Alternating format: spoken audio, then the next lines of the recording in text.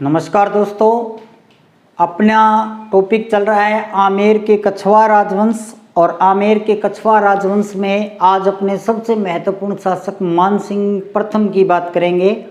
मानसिंह प्रथम जिसने मुगल साम्राज्य अकबर के लिए बहुत से कार्य किए थे, तो मानसिंह फर्स्ट की अपने बात करेंगे। जैसा कि अपने पूर्व वीडियो में बात कर चुके हैं, भारमल के बाद में भगवंत दास और भगवंत दास के बाद में जो शासक आते हैं वो आते हैं मानसिंह प्रथम। तो मानसिंह का जो कार्यकाल रहता है वो रहता है 1589 से लेकर और 1614 तक। मानसिंह का जन्म जो है वो 6 दिसंबर 1550 को होता है। 6 दिसंबर 1550 को होता है। फिर मानसिंह की जब जन्मपत्री बनाई जाती है तो ऐसा कहा जाता है कि यदि वो परिवार के साथ रहा तो वो जीवित नहीं रहेगा, उसका परिवार से अलग जो है वो पालन पोषण होना चाहिए। इसलिए मानसिंह का जो पालन पोषण होता है वो मोजम्माबाद में होता है। अब देखिए, हीर कंवर जो कि भारमल की पुत्री थी, उसका विवाह है अकबर से होता है। और जब हीर कंवर की विदाई होती है तो उसके साथ मानसिंह है वो जाता है और एक परिचय होता है परिवार का हीर कंवर की विदाई के अवसर पर। तो जब मानसिंह और अकबर की पहली जो मुलाकात होती है तो मानसिंह जो थोड़े थे वो सुंदर नहीं थे। इसलिए अकबर क्या कहता है मानसिंह से पहली मुलाकात के अंदर, भी जब नूर बंट रहा था तो आप कहाँ थे? और मानसिंह क्या करता है, बड़ी चतुराई से उत्तर देता है कि जब नूर बंट रहा था तो मैं धैर्य और बल की लाइन में लगा हुआ ईश्वर से ये दोनों चीज़ें मांग रहा था। तो अकबर को ये लगता है कि ये बच्चा बड़ा होकर बहुत कुछ कर सकता है, इसलिए अकबर क्या करते हैं, उसे अपने साथ ले जाते हैं और अकबर उन्हें फरजंद की उपाधि देते हैं। फरजंद मतलब दत्तक पुत्र, गोद लिया हुआ पुत्र। और फिर आगे के पूरे जीवन में जो मानसिंह है वो अकबर के साथ रहते हैं।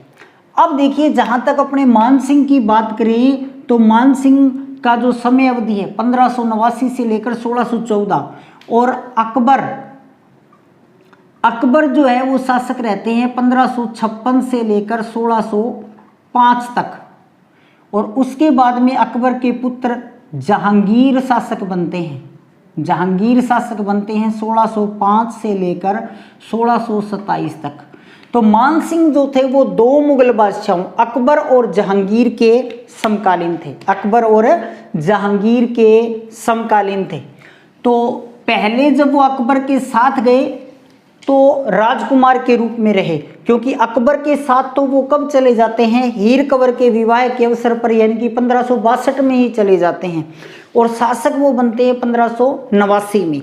तो पहले जब वो राजकुमार रहे तब वो अकबर के कौन से कार्यों में सहयोग करते हैं, और उसके बाद में शासक बनने के बाद में वो कौन से कार्यों में सहयोग करते हैं, तो मानसिंह अपने 2 पार्ट के अंदर ये पढ़ेंगे मूलतः। अब देखिए, राजकुमार के रूप में मानसिंह, यानी कि राजकुमार के रूप में मानसिंह क्या करते हैं। तो मानसिंह का जो पहला कार्य था 1569 में रणथंबोर अभियान था। 1569 के अंदर अकबर रणथंबोर अभियान करते हैं और उस अभियान के अंदर मानसिंह को साथ लेके जाते हैं। तो कह सकते हैं कि रणथंबोर अभियान जो है वो मानसिंह का प्रथम अभियान था।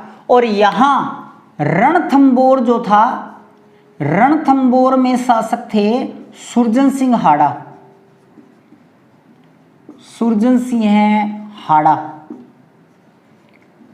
अब सुरजन सिंह जो हाड़ा थे वो अकबर की अधीनता स्वीकार करने को तैयार नहीं थे, यानी कि सुरजन सिंह हाड़ा इस बात के लिए मना कर देते हैं कि मैं अकबर की अधीनता है उसको स्वीकार नहीं करूंगा। तो मानसिंह यहाँ क्या करते हैं, अपनी बुद्धिमतीता का परिचय देते हैं और वो क्या करते हैं कि अकबर और सुरजन सिंह हाड़ा दोनों को अलग अलग ये एहसास करवा देते हैं कि सुरजन सिंह हाड़ा है वो किसी भी हालत में आपकी अधीनता स्वीकार नहीं करेगा। और सुरजन सिंह हाड़ा को ये कह देते हैं कि अकबर खुद आपसे आपका राज्य है वो मांगने आया है, यानी कि मान सिंह जो है अकबर को अपने सेवक के रूप में सुरजन सिंह हाड़ा के पास लेकर जाते हैं। इस प्रकार अपनी बुद्धिमत्ता का परिचय देते हैं, जिससे अकबर जो है वो बड़े प्रसन्न होते हैं। और रणथंभौर का जो सुरजन सिंह हाड़ा था वो यहाँ पे अकबर की अधीनता स्वीकार करने के लिए तैयार हो जाता है। और इसके बाद में 1570 के अंदर जो प्रसिद्ध नागौर दरबार जो लगा था, उस नागौर दरबार में राजस्थान की 4 रियासतों ने भाग लिया था। उसमें से रणथंभौर भी एक रियासत थी। तो रणथंभौर के सुरजन सिंह हाड़ा ने यहाँ अकबर की अधीनता स्वीकार की। जैसलमेर के हर्राई बाटी ने यहाँ पर अधीनता स्वीकार की। बीकानेर के कल्याणमल ने यहाँ पर अकबर की अधीनता स्वीकार की। और जोधपुर के जो शासक थे रावचंद्र सेन, वो दरबार बीच में छोड़कर चले जाते हैं।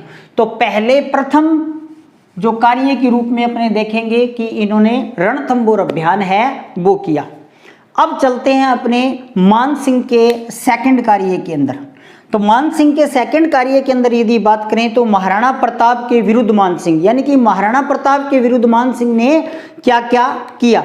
तो महाराणा प्रताप के विरुद्ध यदि अपने मान सिंह की बात करें तो सबसे पहले तो महाराणा प्रताप को समझाने के लिए 4 शिष्टमंडल भेजे जाते हैं। 4 शिष्टमंडल भेजे जाते हैं कि महाराणा प्रताप जो है वो अकबर की अधीनता है उसको स्वीकार कर लें। तो उसमें पहला जो व्यक्ति जाता है वो जलाल खां कोरची होता है, दूसरा व्यक्ति जो जाता है वो मान सिंह होता है, और तीसरा व्यक्ति जो जाता है वो मान सिंह के पिता भगवंत दास होते हैं, और चौथा जो व्यक्ति होता है वो टोडरमल होता है। टोडरमल होता है। अब मान सिंह जो है वो द्वितीय शिष्टमंडल की अध्यक्षता करते हैं, यानी कि महाराणा प्रताप को इस बात के लिए समझाने के लिए जाते हैं कि वो अकबर की अधीनता स्वीकार कर लें। तो महाराणा प्रताप जो है वो अकबर की अधीनता स्वीकार नहीं करते हैं। महाराणा प्रताप जब अकबर की अधीनता स्वीकार नहीं करते हैं तो उसके बाद में क्या होता है, उसके बाद में अजमेर में खुद आते हैं अकबर, और अजमेर में अकबर के आने के बाद में जो हल्दी घाटी युद्ध है उसकी योजना बनती है मैगजीन दुर्ग में। मैगजीन दुर्ग के अंदर हल्दी घाटी युद्ध की योजना बनती है, और हल्दी घाटी का जो युद्ध था उसका प्रधान सेनापति बनाया जाता है किसे, मान सिंह को। प्रधान सेनापति मुगलों का कौन बनता है, मान सिंह। अकबर अपना प्रधान सेनापति मान सिंह फर्स्ट को बनाते हैं। इसके बाद में 1576 के अंदर हल्दी घाटी का युद्ध लड़ा जाता है, और हल्दी घाटी के युद्ध के अंदर मान सिंह जो होते हैं वो न ही तो महाराणा प्रताप को पराजित कर पाते हैं और न ही वो उन्हें बंदी बना पाते हैं। तो अकबर क्या करता है, मान सिंह की ड्योढ़ी बंद कर देता है। ड्योढ़ी का अर्थ होता है उसकी दरबार में जो उपस्थिति है उसको रोक देता है, यानी कि उसको दरबार में उपस्थित होने से रोक देता है। तो ये महाराणा प्रताप के विरुद्ध उनका कार्य रहा, यानी कि फर्स्ट वो महाराणा प्रताप को समझाने जाते हैं, सेकंड उन्हें हल्दी घाटी युद्ध का प्रधान सेनापति है वो बनाया जाता है। इसके बाद में मान सिंह तीसरे कार्य के रूप में करते हैं, उन्हें सियालकोट जो कि वर्तमान पाकिस्तान में पड़ता है, सियालकोट उसका हाकिम यानी कि उसका अधिकारी है वो बनाया जाता है 1580 में। और जब वो सियालकोट के हाकिम थे तो काबुल के जो सूबेदार थे, काबुल के जो सूबेदार थे मिर्जा हाकिम मिर्जा जो कि अकबर के चचेरे भाई थे, वो विद्रोह कर देते हैं और विद्रोह करके अपनी सेना को 3 भागों में बांटते हैं। हाकिम मिर्जा स्वयं जो है वो सेना लेकर आगरा आते हैं, वहां उन्हें अकबर पराजित करता है। पंजाब में वो एक सेना भेजते हैं नूर मोहम्मद के नेतृत्व में, वहां उन्हें बीकानेर शासक राय सिंह राठौड़ है वो पराजित करते हैं। और सिंध का युद्ध होता है जिसमें मिर्जा हाकिम के सेनापति सादमन बेग को मान सिंह पराजित करते हैं। सादमन बेग को सिंध के युद्ध में मान सिंह है वो पराजित करते हैं। इसके बाद में इतनी सफलताओं के बाद में जब यहाँ तक सफल हो जाता है तो उसके बाद में इन्हें काबुल की सूबेदारी मिलती है। बड़े प्रांत में मान सिंह को पहली बार भेजा गया। कहाँ पर? काबुल। क्योंकि जो यहाँ मिर्जा हकीम मिर्जा थे वो इस विद्रोह के बाद में क्या करते हैं, क्षमा मांग लेते हैं और अकबर क्या करता है, इसे काबुल दोबारा से लौटा देता है। और 1585 में क्या होता है कि हाकिम मिर्जा है उनकी मृत्यु हो जाती है। और जब हाकिम मिर्जा की मृत्यु हो जाती है तो उनकी मृत्यु के ऊपर वहां विद्रोह हो जाता है। उस विद्रोह को दबाता है कौन? मान सिंह। और विद्रोह को दबाने के बाद में इन्हें काबुल का सूबेदार है वो बना दिया जाता है। और ये काबुल के सूबेदार के रूप में लगभग 2 वर्ष है, 1585 से लेकर 1587 के बीच में ये काबुल के सूबेदार हैं वो रहते हैं। अब जब मान सिंह काबुल से वापस आमेर आ रहे थे तो वहां से आते वक्त, लौटते वक्त लाहौर से ब्लू पोट्री की कला है उसको भारत लेकर आए। तो 2 महत्वपूर्ण प्रश्न बनते हैं। ब्लू पोट्री की जो कला है कौन भारत लेकर आया? तो ब्लू पोट्री की जो कला है वो मान सिंह भारत लेकर आया। मान सिंह भारत लेकर आया। लेकिन ब्लू पोट्री की कला किसके शासन काल में भारत आई? तो ब्लू पोट्री की कला जो है वो अकबर के शासन काल में भारत आई। अब देखिए अपने ब्लू पोट्री के क्या क्या तथ्य हैं उन सब की अपने जानकारी लेते हैं। सबसे महत्वपूर्ण तो है ब्लू पोट्री का देसी नाम क्या है? तो ब्लू पोट्री को देसी भाषा में अपने राजस्थान के अंदर इसे नीलगिरी कहते हैं। नीलगिरी यानी कि नीले रंग से रंगना, नीलगिरी कहलाता है। अब देखिए ब्लू पोट्री जो मूल कला है वो कहाँ की है? पर्सिया, ईरान की। यानी कि इस कला की जो उत्पत्ति है वो पर्सिया, ईरान के अंदर हुई। इसमें बर्तन या पात्र चीनी मिट्टी का लिया जाता है। यानी कि ये जो कलाकृति है ये चीनी मिट्टी के पात्र पर की जाती है।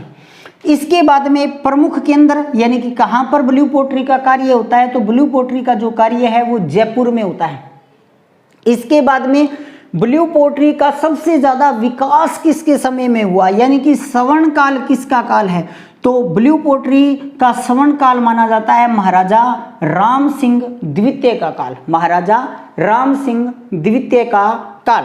उसके बाद में ब्लू पोट्री के जादूगर, तो ब्लू पोट्री के जो जादूगर कहलाते हैं वो कृपाल सिंह शेखावत कहलाते हैं। कृपाल सिंह शेखावत है वो कहलाते हैं। मऊ गांव सीकर के रहने वाले हैं। पद्मश्री से भारत सरकार ने इन्हें सम्मानित है वो किया है। और एक साथ इन्होंने 25 रंगों का प्रयोग है वो कर दिया है। यानी कि 25 रंग, और 25 रंगों का प्रयोग करने के बावजूद भी इसके अंदर जो शेड आती है वो नीले रंग की शेड है वो आती है। इसके बाद में मानसिंह में यदि या ब्लू पोट्री में यदि अपने और बात करें, पोट्री से संबंधित यदि और बात करें तो ब्लैक पोट्री जो है वो कोटा की प्रसिद्ध है, कागजी पोट्री है वो अलवर की प्रसिद्ध है, और सुनहरी जो पोट्री है वो बीकानेर की प्रसिद्ध है। इसके बाद में मानसिंह जो है वो बिहार चले जाते हैं। और जब बिहार चले जाते हैं यहाँ से, तो बिहार के अंदर ही जब वो थे उसी समय इनके पिता जो हैं भगवंत दास, उनकी मृत्यु है हो जाती है और मानसिंह का राज्याभिषेक वही होता है। तो इसके बाद में अपने यदि देखें तो मानसिंह का राज्याभिषेक, मानसिंह का राज्याभिषेक, और मानसिंह का राज्याभिषेक जो है वो होता है 15 जनवरी 1589। और कौन करता है? अकबर स्वयं करते हैं, अकबर द्वारा। अकबर इनका राज्याभिषेक है वो करते हैं। और यहाँ पे अकबर जो है वो मानसिंह को 2 चीजें प्रदान करते हैं। एक तो राजा की उपाधि दी, राजा की उपाधि दी, और दूसरी चीज वो क्या करते हैं, मानसिंह को 5000 का मनसब देते हैं। 5000 का मनसब दिया, 5000 का मनसब है वो दिया, 5000 का मनसब है वो दे देते हैं। तो देखिए अकबर के सर्वोच्च मनसबधारी थे वो मान सिंह थे और कुल मनसब इनका कितने का था, 7,000 का था। लेकिन आपने ये बात ध्यान रखनी है कि मान सिंह को राज्याभिषेक पे 5,000 का मनसब दिया। जब अकबर बीमार हो जाते हैं 1605 के अंदर, तब वो मान सिंह को आगरा बुलाते हैं और इनका मनसब जो है वो 5,000 से बढ़ाकर कितना कर देते हैं, 7,000 कर देते हैं। तो यदि सीधा क्वेश्चन है कि अकबर के मनसबधारी मान सिंह कितने के मनसबधारी थे, तो उत्तर हो जाएगा 7,000 का। लेकिन अगर ये पूछा जाए कि मान सिंह को राज्याभिषेक पे कितना मनसब मिला, तो राज्याभिषेक पे उसे 5,000 का मनसब है वो मिला। तो राजकुमार के रूप में यदि अपने देखें तो इनका जो जन्म है वो 1550 में हुआ, पालन पोषण मोजम्माबाद में हुआ। हीर कंवर के साथ ये अकबर के पास गए, अकबर ने इन्हें फरजंद की उपाधि दी। तो एक तो फरजंद की उपाधि हो गई, एक राजा की उपाधि होगी, 2 उपाधियां दी गई अकबर के द्वारा।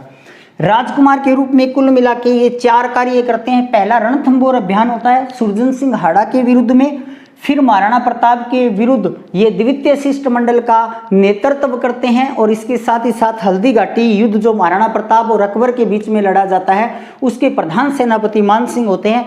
सियालकोट के जब ये हाकिम थे तो सिंध के युद्ध में ये मिर्जा हाकिम के सेनापति को पराजित करते हैं। फिर काबुल के सूबेदार जब इनको बनाया गया तो भारत आते समय लाहौर से ब्लू पोट्री की कला भारत लेकर आए। मूल कला पर्सिया ईरान की है, पात्र चीनी मिट्टी का होता है। प्रमुख जो केंद्र है वो जयपुर है, स्वर्ण काल है वो राम सिंह द्वितीय है। ब्लू पोट्री का जादूगर कृपाल सिंह शेखावत कहलाता है जो कि मऊ गांव सीकर के हैं। पद्मश्री से सम्मानित है। इन्होंने 25 रंगों का प्रयोग किया और मूल इसको देसी भाषा में नीलगिरी कहते हैं। कागजी पोट्री अलवर की प्रसिद्ध है, ब्लैक पोट्री कोटा की प्रसिद्ध है, सुनहरी पोट्री जो है वो बीकानेर की प्रसिद्ध है। फिर मानसिंह का राज्याभिषेक होता है 15 जनवरी 1589 को अकबर के द्वारा राजा की उपाधि और 5,000 का मनसब दिया जाता है। इनका कुल मनसब 7,000 का। तो ये राजकुमार के रूप में कार्य थे, और अभी अपने इसके बाद में करेंगे कि जब ये राजा बन जाते हैं तो कौन कौन से कार्य हैं वो करते हैं। तो राजकुमार के रूप में कार्यों के बाद में अपने देखेंगे जब मानसिंह का राज्याभिषेक हो गया, प्रॉपर वो शासक बन गए। शासक बनने के बाद में अकबर की राजपूत नीति के अंतर्गत ये विशेष बात थी कि अकबर ने राजपूत राजाओं को मनसबदारी की जो जागीर थी वो भी दी और उन्हें खुद की वतन जागीर यानी कि उनका खुद का राज्य भी दिया। तो उसके बाद में अकबर क्या करते हैं, मान सिंह को बिहार का सूबेदार बनाते हैं। मान सिंह को बिहार का सूबेदार बनाते हैं और बिहार के सूबेदार के रूप में वो पूरे बिहार को लगभग जीत लेते हैं। छोटे छोटे राजाओं को पराजित करते हैं और एक बड़ी उड़ीसा विजय भी वो करते हैं। तो मान सिंह बिहार के सूबेदार के रूप में सबसे पहले वो गिद्धौर नामक जो स्थान है वहाँ का जो शासक था पूर्णमल, उसको पराजित कर देते हैं। उसके बाद में वो खड़गपुर के जो शासक थे संग्राम सिंह हैं उन्हें भी पराजित कर देते हैं। इसके अलावा शंभुपुरी थी जहाँ सैयदों का शासन था यानी कि मुस्लिम सत्ता थी, उनको भी वो क्या कर देते हैं, पराजित कर देते हैं। किंतु बिहार का सूबेदार रहते हुए उनकी जो सबसे बड़ी उपलब्धि थी वो थी उड़ीसा विजय। तो उड़ीसा के अंदर कतलू खां नामक व्यक्ति का शासन था। मान सिंह उसके ऊपर आक्रमण करते हैं, वो पराजित हो जाता है। कुछ ही समय के बाद में जो कतलू खां था उसका जो पुत्र था नासिर खां वो पुनः विद्रोह कर देता है, युद्ध करता है। तो मान सिंह क्या करते हैं, नासिर खां को भी क्या कर देते हैं, पराजित कर देते हैं। नासिर खां जो है वो अकबर की अधीनता है उसको स्वीकार कर लेता है, अकबर के नाम का खुतबा है वो पढ़ता है। उसके बाद में इस विजय की जो सबसे बड़ी उपलब्धि थी वो क्या थी, जगन्नाथ जो मंदिर है वो मुगलों को प्राप्त हुआ। जगन्नाथ मंदिर जो है वो पूरी उड़ीसा के अंदर है, वो मुगलों को प्राप्त हुआ, यानी कि इससे अत्यधिक जो कर है वो मुगलों को मिलने लग गया। क्योंकि आज भी जो भारत में सबसे बड़ा मंदिर मेला जो लगता है वो जगन्नाथपुरी में लगता है। भारत का सबसे बड़ा मेला कुंभ का है, लेकिन भारत का सबसे बड़ा मंदिर मेला है वो जगन्नाथपुरी का है। तो ये जगन्नाथपुरी जो मंदिर इनको प्राप्त हुआ ये उड़ीसा विजय की सबसे बड़ी उपलब्धि थी। इसके बाद में बिहार से मान सिंह को बंगाल भेजा जाता है, जो कि उस समय का समृद्ध और बड़ा राज्य था। ब्रिटिश काल और मुगल काल का सबसे समृद्धशाली राज्य था बंगाल। उसका सूबेदार है वो मान सिंह को बनाया जाता है। और मान सिंह जाते ही क्या करता है, राजमहल यानी कि अकबरपुर को क्या करता है, अपनी राजधानी बनाता है। इसके बाद में कूच बिहार का जो क्षेत्र था वहां पे दो भाइयों में गृह युद्ध था, और उस गृह युद्ध का मान सिंह लाभ उठाते हुए 1556 में वहां पर अपना प्रभुत्व है वो स्थापित कर लेते, 1596 में अपना प्रभुत्व है वो वहां स्थापित कर लेते हैं। तो वो दो भाई कौन कौन से थे, एक था लक्ष्मण नारायण और दूसरा था राघव। लक्ष्मण नारायण क्या करता है, मान सिंह से संधि करता है, राघव क्या करता है, ईसा खां से संधि करता है। और लक्ष्मण नारायण अपनी बहन अबला देवी का जो विवाह है वो मान सिंह से करवा देता है। मान सिंह फतेह खां सूर नामक अपने सेनापति को भेजता है और राघव को पराजित है वो कर देता है। और जो लक्ष्मण नारायण है उन्हें कूच बिहार का शासक है वो बना दिया जाता है। ये अकबर की अधीनता है वो स्वीकार कर लेते हैं। और यहाँ उसके बाद में लगभग ये सिस्टम रहा कि आमेर के जो शासक थे वो कूच बिहार की राजकुमारियों के साथ उनका विवाह है वो होता रहा। जैसे कि मान सिंह जो सेकंड थे उनकी जो पत्नी थी गायत्री देवी वो भी कूच बिहार की राजकुमारी थी। इसके बाद में मान सिंह क्या करते हैं, वहाँ बार बार विद्रोह होते हैं। उन विद्रोह का दमन करते करते वो इतना थक जाते हैं कि मान सिंह है वो बीमार पड़ जाते हैं। जब वो बीमार पड़ जाते हैं तो वहाँ से लौटकर वो कहाँ आ जाते हैं, वहाँ से लौटकर वो अजमेर आ जाते हैं और अपने स्थान पर वो अपने पुत्र जगत सिंह को भेजते हैं। और जगत सिंह जो होता है वो वहाँ पर विद्रोह के दमन के दौरान वो वहाँ मारे जाते हैं, उनकी वहाँ मृत्यु हो जाती है। जब उनकी वहाँ मृत्यु हो जाती है तो फिर पुनः तीसरी यानी कि दूसरी बार उन्हें बंगाल की सूबेदारी है वो 1600 के अंदर दी जाती है। 1600 ईस्वी के अंदर उन्हें दोबारा से बंगाल का जो सूबेदार है वो बनाकर भेजा जाता है। जैसे ही वो बंगाल पहुंचते हैं और इसी समय अकबर जो थे वो अपने अंतिम अभियान असीरगढ़ पे थे और पीछे से जहांगीर जो है ना वो क्या करते हैं, इलाहाबाद के अंदर पुर्तगालियों के साथ मिलकर विद्रोह कर देते हैं और इलाहाबाद के अंदर खुद को मुगल बादशाह घोषित कर देते हैं। और जैसे ही मान सिंह इस विद्रोह का दमन करने के लिए बंगाल से चलते हैं तो बंगाल के जो सेनापति होते हैं उनको पीछे से बंदी बना लिया जाता है। इधर से जहांगीर जो है वो लाहौर चले जाते हैं और मान सिंह पुनः आकर क्या करता है, बंगाल विद्रोह का दमन करता है।